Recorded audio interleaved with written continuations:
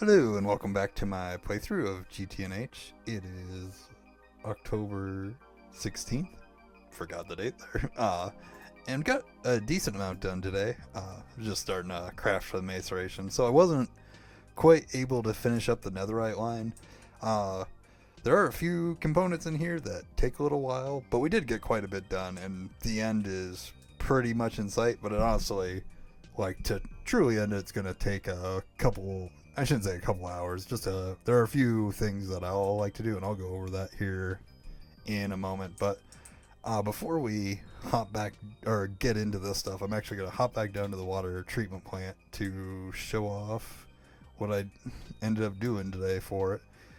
So, oh, I could have swore I just slept. Let me, oh, sleep before it turns to morning. So, you might already be able to see quite a bit of difference from yesterday, but primarily I did tear down the multi-block here. Again, because this guy, the primary component of it is where you feed power, and it does need to feed 32 blocks in each direction. So I got that done, and then last night before I went to bed, I only was able to get this first tier set up. I kind of wish I had set up the second tier, like just push through just a little longer, but not too big of a deal, and I'll show why again. But so this guy, nothing too crazy. I showed it set up yesterday. It just actually is in its final location. Big thing to remember is need to throw water in here to form it, and you do need to have a LUV energy hatch. Now for this guy, so this one's kind of interesting. The tooltip for it kind of shows the water. Where is water clarifier? So when you look at the tooltip, it for whatever reason it shows a bunch of the hatches facing inwards, but that's not really how it works. So basically, all if you were to look at this middle block, these two blocks on either side are the only blocks around on all faces that specifically can be hatches. So I'm actually, aside from these two, using every single of the other ones. So to get it to form yesterday, it was being really finicky. So I had all the blocks in the right places. You do need to fill this whole thing with water, source blocks, and like so this little 8 by or circle of 8, kind of like a coil shape, I guess. And then this whole section out here needs to be filled with water. I had all that done, and then I had all the hatches in, and I don't know if it just didn't like these ME hatches at first or what, but I ended up having to, like, I by accident got it to form. I broke one of these and I was going to trade it out for a regular hatch, and I actually like re-clicked this one back into place and it formed the block, or at least it like did the little white around this to show that it was formed to the block. So I did the same thing to this output bus and that formed it.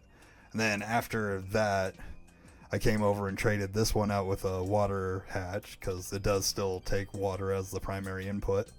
Then over here, we're just inputting this as the catalyst for this part of the water reaction. Then over here, so the way this works is it's very slow for one, but which is kind of why I wish I had set this guy up yesterday as well. But basically, it runs a 120-second cycle, at the end of which it decides whether or not, there's a percent chance whether you're going to get the grade 1 water. And then it can also, if the recipe fails, it has a 50% chance of outputting whatever the input grade was. So in this case, regular water. So I did do a void hatch over here for water. And then if you want to boost the percentage, you can input the grade 1 water back into itself, and then it'll use 90 liters of this every cycle to do it. So that's what this input hatch is. And then the reason it has both a water and an item is because technically it has a small percentage chance of like outputting sticks and gold nuggets and stuff like that. I'm not sure if the rest of the lines will have random stuff like that, probably, but I had to do it on this one. So that was that multi-block. Another small thing, because you do have to link these two together with a data stick. Spent an embarrassing amount of time trying to figure out why I couldn't like get this guy onto the data stick to begin with. I was trying all sorts of variations of right clicking. Turns out you just left click this with a data stick, and then you right click everything else, and it works. So yeah, just learn from my mistakes and don't waste time like that. This morning I got this guy set up. Obviously, you need the grade one water cell will get you the research or the data stick to be able to craft this guy, the ozonation purification plant. And then this one didn't give me nearly as much trouble as these last two to set up. The only kind of thing that I messed up with it that I had to correct, and it was pretty quick to figured something must be going on, because if you look at if we follow the recipe through, kind of like the here we go, this diagram kind of gives you a hint. I'd had this input hatch, which is this guy down here, on the backside over here, one for grade 1 water, ozone, and then grade 2 water to again refeed into itself. But you do have to have the ozone input hatch over here, and then it does need to be at least an EV one because the recipe calls for 128. I did end up upgrading this to an LUV hatch eventually, which I am behind on. Is this guy not running again? This thing has been giving me all sorts of problems, and I don't know why. We're actually just going to break this.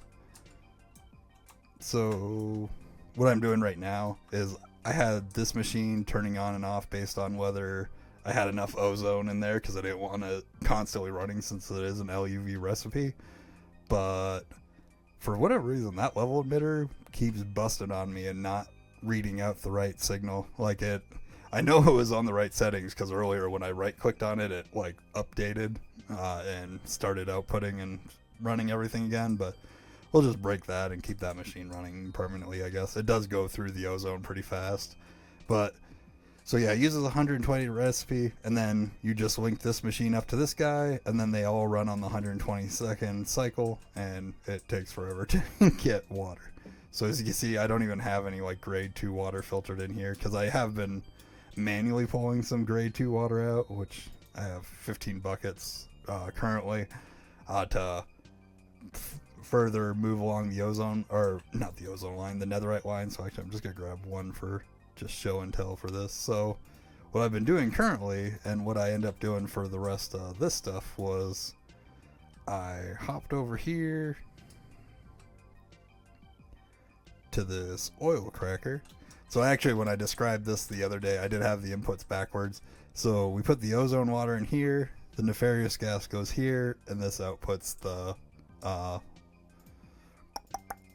whichever version of netherite stuff it is. I can't think of what the fluid is offhand, but basically that'll run through. Then this machine multi-block was not actually doing anything because I was waiting on this guy to be able to work. So once that runs, that comes over here to this guy, which combines that the output from this guy as well as the output from this ISA milling thing over here down here. So I'm actually still waiting on millings right now to keep this guy running. Then once those guys combine, then we actually come over. Let's see. So we go we get this netherrack froth. This is the one I was thinking of. Comes out of this guy. This is a flotation cell regulator, is what gets us our froth. And then from there we go into a dehydrator. Now, because this is LUV, I did go with building the multi-block. Actually, I'm pretty sure it has to be the multi-block because it specifically calls out you need this level of coils. It doesn't need to be the Nequata coils. So it comes into here, goes through here, and then we're basically going for this poor nether waste.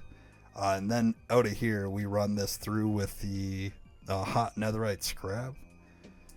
And then, so that I'm doing over here, I did end up using the forge hammer on about 2 stacks of ancient debris.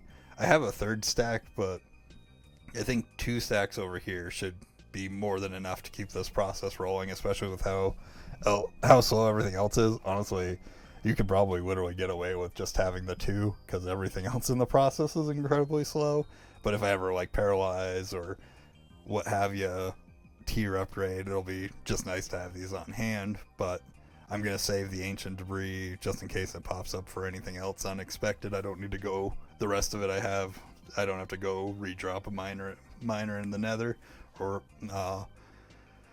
once you get the hot scrap, you get the hot scrap by doing a chemical bath. Like I said, I'm pretty sure chemical baths are going to be the one I drop the most of around, followed by probably these autoclaves, because both these multi-blocks are massive, and I haven't actually built the multi-block autoclave yet. Autoclave comes in here, mixes with this poor netherite waste, so it comes into there. We get the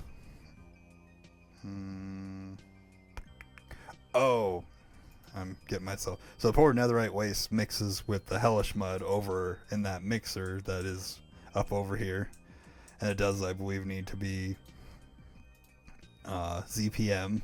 So I did have to use the multi-block for this one. No big deal, but I ended up throwing these, and because I was doing these LUV ones over here, I went through the process of setting up patterns and research over for the assembly line to be able to do the LUV dynamo hatches. And then obviously the only one that you have to do in the assembly line is the base one. All the others you can do in the regular crafting. So I got this guy, and then if I needed to, I could go higher amperage, but right now 4 amps is fine for what I've got going on over here. And I may actually use the higher ones down over here, but I'll get to that in a minute. So yeah, we mix over here with the hellish mud, then it kicks back over to this autoclave so we follow this through.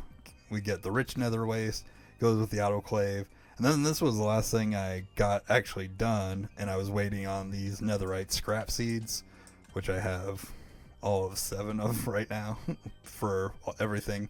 Mainly the main honest backlog is the tier 2 water. I could technically run it with the tier 1 water, but like even the tier 1 water, I only have 125 kiloliters, and this uses 4 a cycle, so I'd very quickly run through all of that water, and then I would be like just bottlenecking making the tier 2 in the first place. So I'm just gonna wait for the system to back up a little before I even start to automatically pump in the tier 2 over here, because I don't know if I'm gonna need that for anything else down the line. But next steps, which I didn't get to, because like I said, this was what I just did a few minutes ago. We'll be doing another chemical bath where I need this poor nether waste, so I kind of need to decide how I'm going to regulate this, because this poor nether waste is used twice in this process.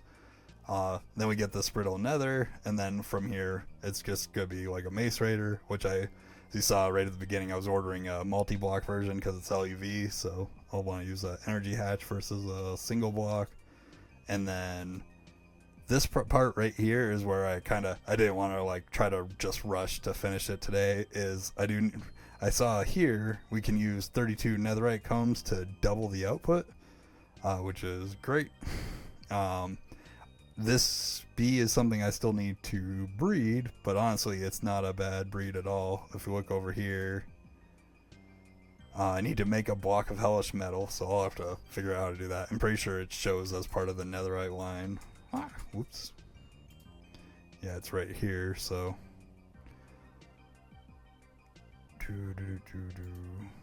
Oh yeah, just a little bit. Oh no, a research I haven't done. Dang it, my warp's at 0 at the moment. But either way, I'm still going to do this so I can get double the netherite nanoparticles down here. And once I have that bee, then I'll finally get this, and I'll be able to unlock this starting fusion. I am kind of sort of beelining towards this, because honestly so with the water line in particular, it kind of really points out that my MOX reactors really don't keep up. I know there's more higher tier versions of reactors, but I'm kind of over the nuclear reactors. I end up having so many random problems with them. I mean, once they're up and running, they seem to run fine, but then I'll have like every time I upgrade them, they have like a random meltdown. They're not really easy to like paralyze and do more of. Like, I guess it's not that hard. Like, I literally just need to set up more, but like, I feel like I'm in a constant struggle for uranium and whatnot, which may not be a big deal if I do some stuff over here, but this fusion does actually output like some helium plasma to like then appears to use a ton or make a ton of energy, and you do it with this plasma uh, turbine here. So this is kind of want to see what this is all about and maybe make that the future of like my power. But that'll probably realistically be like a next week thing. I think tomorrow I will probably just finish out this line and then just do some random cleanup.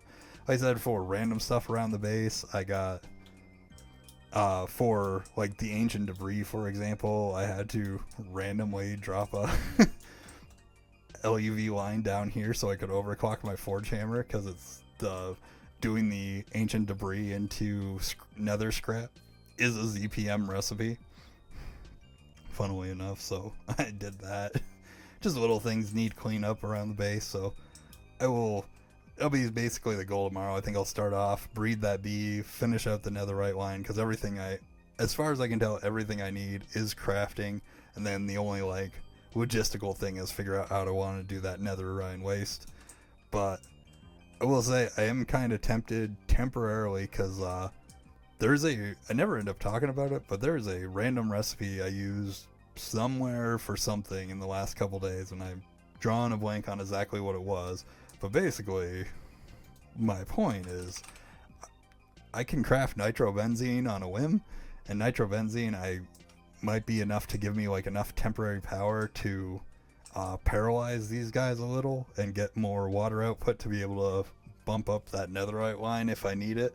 I did try paralyzing this guy, just to get more tier 2 water, which was like this power could actually handle just this one running in parallel, I should say. But I do need to run a second power line, because I could not run that at the same time as the laser engraver over here, at least off the same power line. But I don't know if I can in general, because if we look here, my average in, average out is pretty abysmal. Like, I'm using all my power that's coming in over here, which means I know my primary battery is like stressing too for the amount of power around the base. I haven't like gone too crazy doing like massive crafts like when I was upgrading over here, etc. So I might do like a mini nitrobenzene line just to like help me limp over the line into fusion power, but we will see. I'll probably make that decision over the weekend, but tomorrow, like I said, finish out the nether line, and then we'll see from there. I might just play Pokemon after that, but that is what I am going to go do now, is go eat dinner and probably open up Pokemon and see how that plays, because that just came out and I grabbed it on the way home. But anyway, I hope I appreciate anybody for watching. I hope everybody has a good night, and I will see you tomorrow. Goodbye.